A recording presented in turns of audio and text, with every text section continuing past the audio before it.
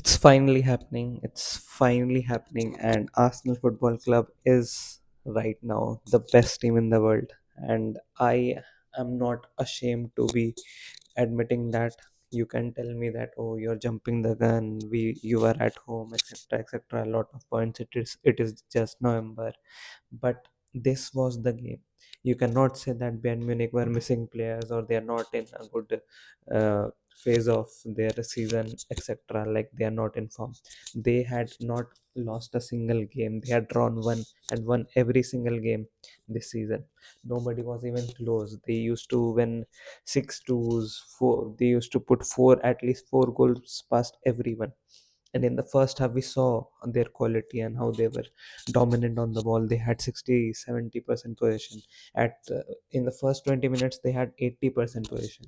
And Arteta was just like, let them have the ball. And what I showed you on the board in the preview, if you watch the preview, I don't think you watched the preview. And this looks like some 2-year-old kid has just done something. So you will not understand anything. But this is the exact board I was telling you on, that we will have spaces on this side and this side. They will leave spaces. And that is how the Martinelli goal comes. That is how the Martinelli goal comes. And that is where Calafiori runs.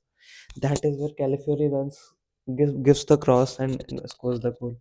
So, like, it was literally watching their highlights. It was very apparent that they are weak in these areas, they are weak in set pieces, and we exploited both.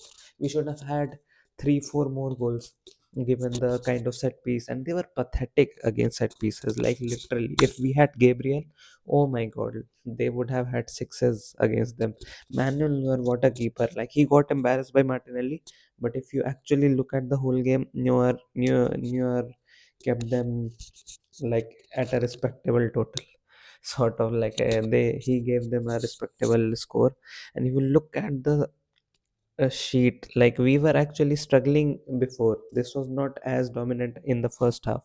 We had 65, we probably had 35% position in the first half, but we grew into the game. And even though you see that Bayern have more position, I could not see them in the second half. Olise tried to do something against MLS, and I also told you that Miles Kelly would not be able to handle all this all by his own, and he was struggling a lot. He was struggling in the Atletico Madrid game also before he made that run. So I'm always a little nervous when we are playing a top team with Miles Kelly. But Calafiori comes in, he's assured against Olise. You saw Olise trying to trick him, but there was no way past him, so he had to pass back.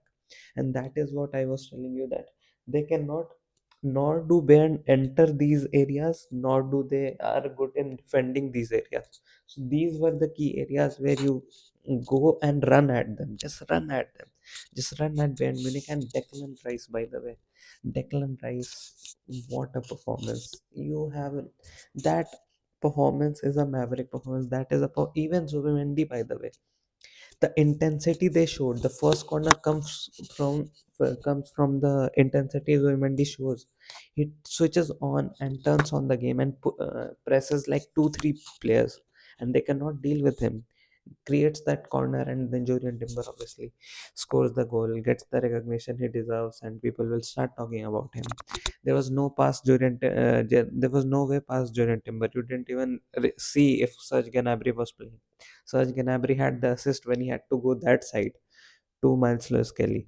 So we are very assured in the right areas of the pitch. Nobody can, like, even Bayern Munich came, the best attacking side in the world, the best team in the world, people were saying before this, and they came and could not do anything. Harry Kane non-existent.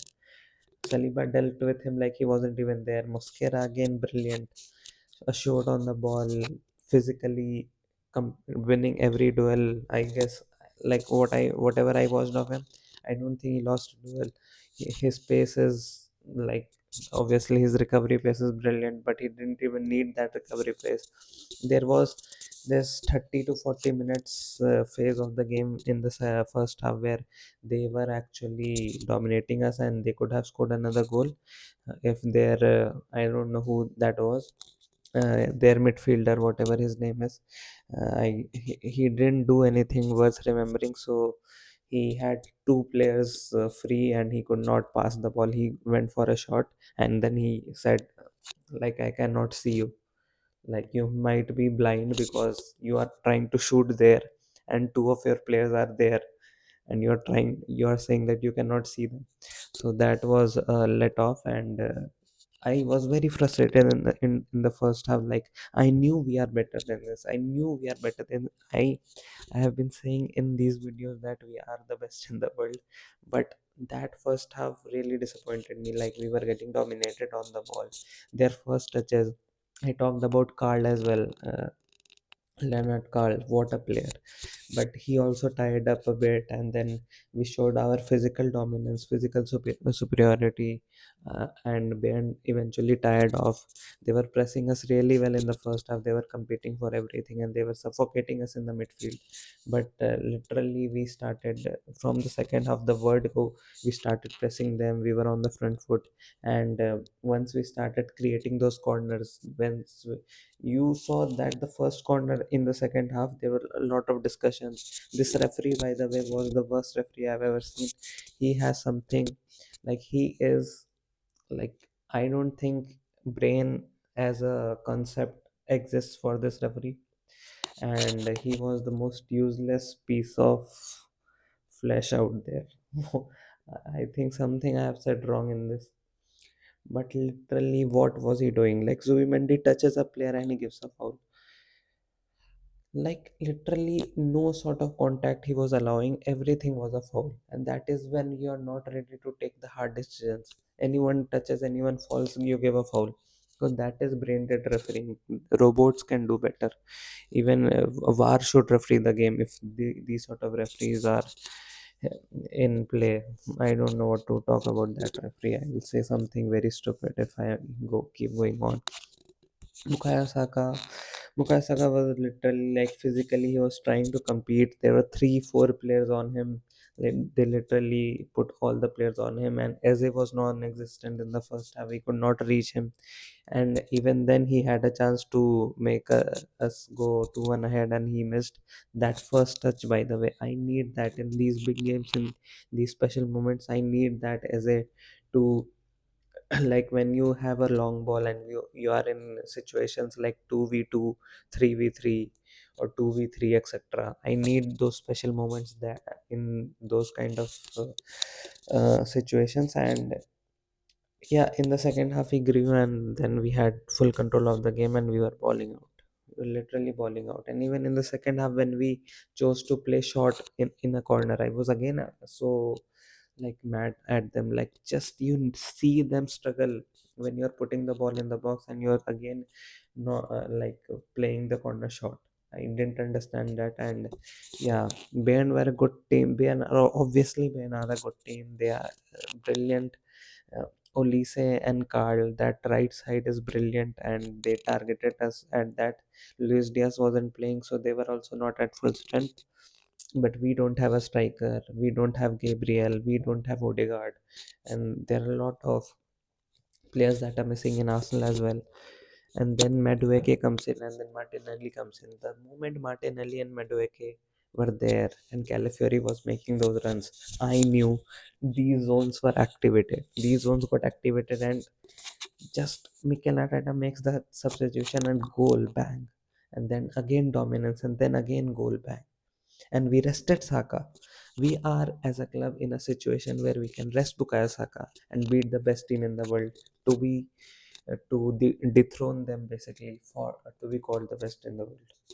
That is the situation for me as an Arsenal fan, supporting for 15 20 years.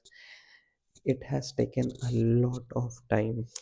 This has taken a lot of time and a lot of sufferings. I have been awake. Right now it's 4 a.m. It's going to be 4 a.m. in India, and since I was 11 12, I have been awake for every Champions League night, Europa League night, whatever league night we are playing, even Carabao Cup. I am awake at 4 a.m. when I have office tomorrow. And then also this passion, everything for, like, it has been almost selfless, sort of like, I didn't need anything from Arsenal Football Club. I just loved them. and just woke up anyway. If we were languishing in 8th right now and we got beaten 4-1 by Bayern Munich because we are not good enough, I would still be awake for this football club. And that is the kind of love I feel the for Arsenal fans have, and that is what unites us. I hate it when I see some clips of fans being like, "Oh, but we are too negative, etc." Whatever Arteta is doing, whatever the whole club is doing, be together in this. We will be rewarded. We will win big trophies, and when we win big trophies, we will have this unity. And this shouldn't depend on one minor blip. Maybe we might draw at Stamford Bridge. So what? Look at this team. I don't think any Premier League team can keep up with this. What we saw today. Bayern Munich came, they played their football, they tried their best, and they got played off the park. First half, when they had their all mojo on and they had the confidence, they came with the confidence. One halftime talk, Arteta figured them out, and then bang, it was over. They didn't have a sniff in the second half. That is the dominance we have, and they are supposed to be the best team in the world. Who next? What next? What do you want us to prove next? What do you want me to tell? Oh no, Arsenal, we cannot say Arsenal is the best team. We are the best team in the world. We are. That it is as simple as that. If Calafiori played from the first half, if Odegaard was fit, and if we had Gyökeres, I cannot explain you the kind of football this team would be playing. And the fact that we can bring in Madueke when Trossard went. By the way, I hope Trossard recovers soon. He has been a brilliant player for us, but I don't even think Trossard should be starting the next few games. Like literally, we have Madueke, Martinelli, Nwaneri. Nwaneri doesn't get a sniff right now. Miles Kelly shouldn't get a sniff right now the way he is defending at left back. He should get a chance in the number 8 position when Declan Rice needs to rest. Ben White can come in the upcoming games when FA Cup rolls in and other Carabao Cup fixtures roll in.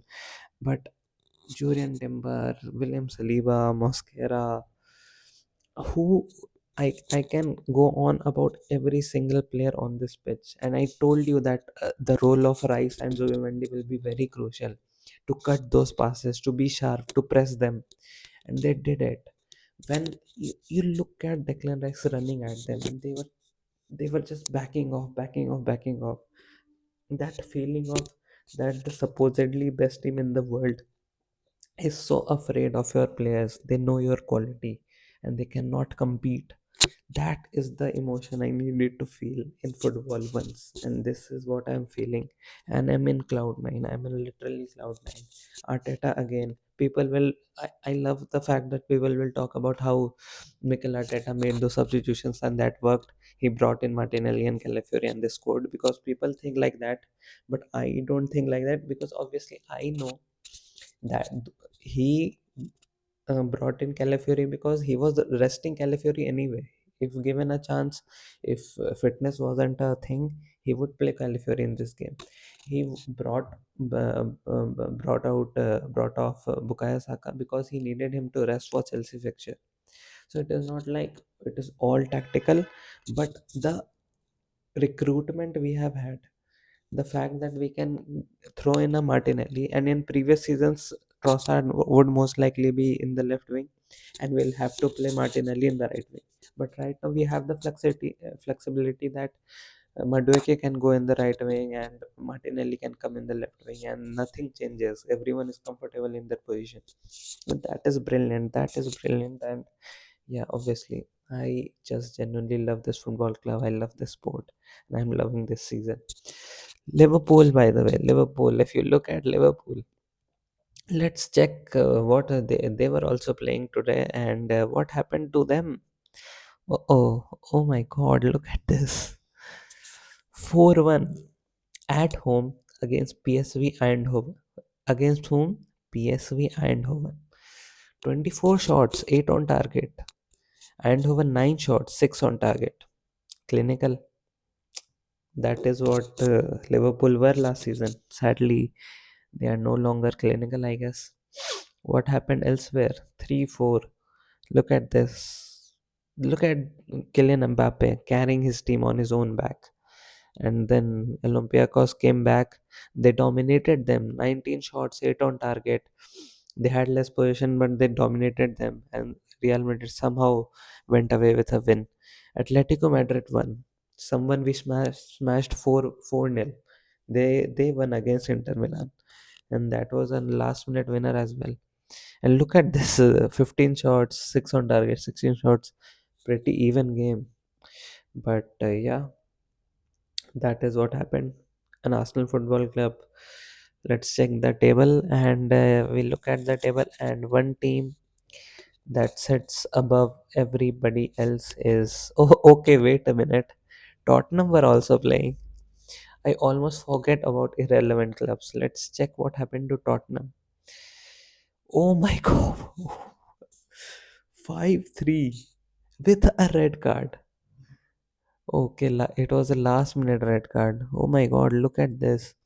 Richarlison scored first and they were up 1-0 going into the half time. But Vitinha with a 45th minute goal. Vitinha with a 53rd minute goal. Oh no, wait. They went 1-0 up. Then PSG went 1-1 from Vitinha's goal. Then Kolo Muani scored. They went 2-1 up. But then Vitinha scored, and then Fabian Ruiz scored, and then Pacho scored, and then they smashed them. And then Muani again scored. So it was 4-3, exciting game. And then they got a penalty and finished it off. Lucas Hernandez got a red card.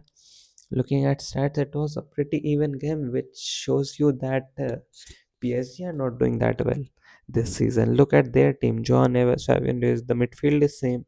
But look at, okay, no, they have Kvaratskhelia, they have Barcola. But look at their right back. They don't have a right back. Yeah, that could be the issue. Marquinhos is aging and they have a new keeper. I have no idea who that keeper is, but let's let it be what it is. And yeah, decent performance by Tottenham, not bad.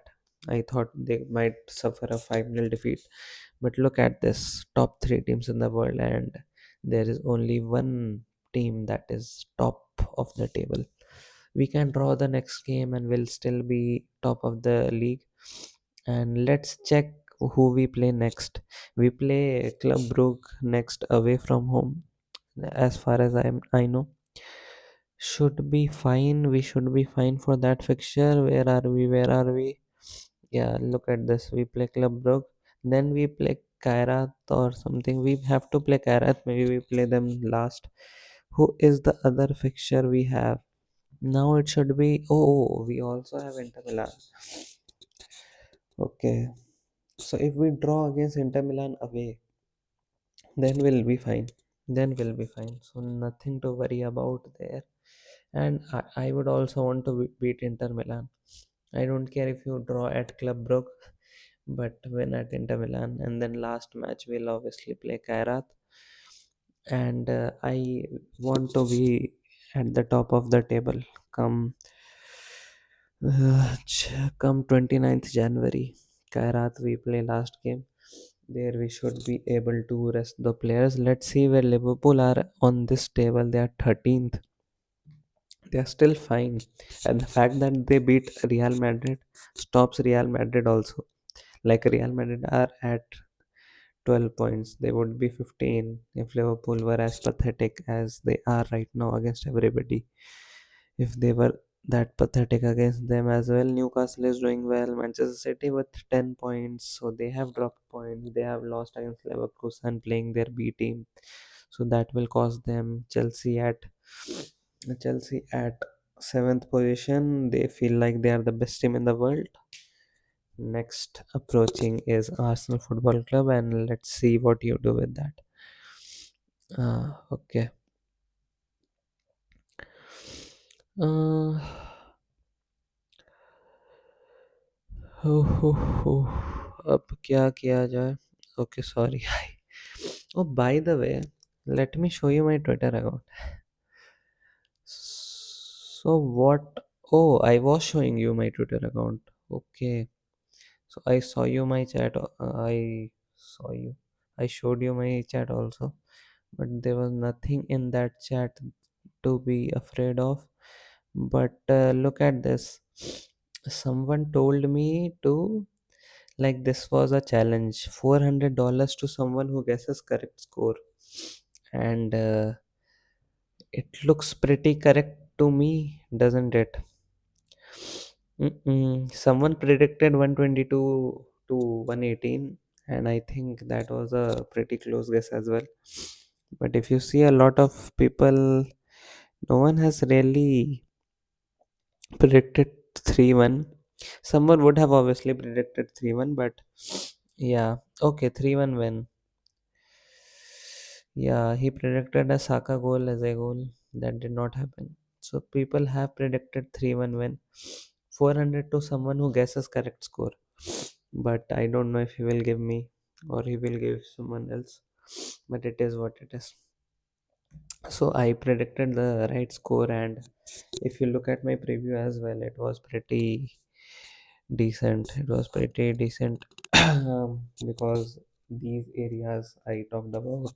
Talked about the importance of being compact in the middle, and I thought Arteta did that beautifully. Like, if you are an Arsenal fan, you should not worry about these sort of tactics where Arteta identifying the strengths of the opposition and then making a plan over it. Like, you don't need to worry about that. But I looked at the highlights and I thought, what could be the best way to stop them? And the best way was basically to let them run here, but they did not. Did you ever see them running at us, like the winger going? Uh, like, imagine if a winger is here. I need to show this. I cannot. My English is not as good as that to explain this. So they always try to cut in, cut in. They try to fake that they are going there, but they cut in eventually and they pass in the middle. That is why I showed that this is the crucial place. They never went and explored these sort of areas. One time Olise did, and Miles Lewis Kelly was in trouble. So they did not have the ability. Do not like going and using the length of the pitch.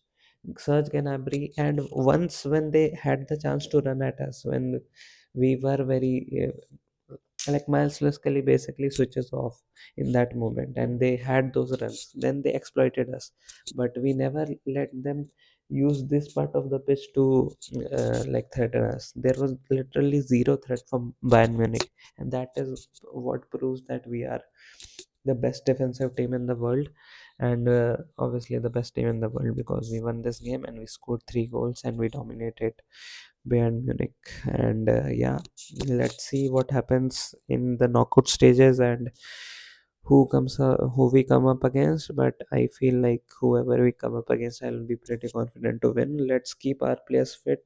Odegaard is back. I hope he gains confidence. That first press from Odegaard, I love it. I just love Martin Odegaard. And yeah, if we have his press, if we have Gyökeres back, and then we start going with the flow, if we somehow win against Chelsea, it is over by January. Like, it is going to be over by January.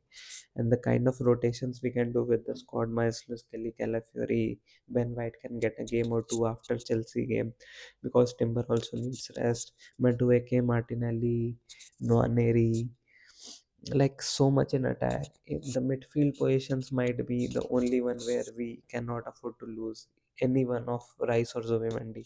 Other than that, I think if we have to buy someone, we should buy a midfielder in January transfer window, even if a loan, someone experienced midfielder who can fill up a role, because I don't trust Norgard, nor do I trust Merino in those sort of positions. But yeah, pretty happy with this win, and I hope, like, we keep going on like this. And yeah, I think every Arsenal fan that has stayed awake, went to the Emirates, or watching from any part of the world, I think we all deserve this win. We all deserve to have the confidence to say that we support the best team in the world right now. And yeah, good days, happy days, and let's keep moving ahead with the same energy, same dedication, same concentration, and same joy that our football is giving to a lot of fans. Bye.